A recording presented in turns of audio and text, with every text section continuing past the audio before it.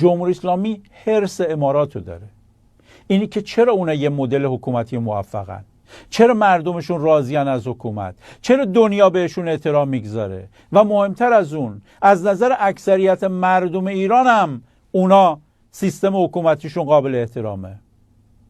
اکثر مردم ایران وقتی میرن دبی و برمیگردن دبی رو تو سر مقامات جمهوری اسلامی میزنن. رونق دبی، رفاه و رضایت مردم دبی، این چیزیه که خیلی از ایرانی‌ها وقتی میبینن اون رو با وضعیت ایران مقایسه میکنن که نه رونق اقتصادی داره، نه مردم در رفاهن و نه رضایتی از حکومت دارن.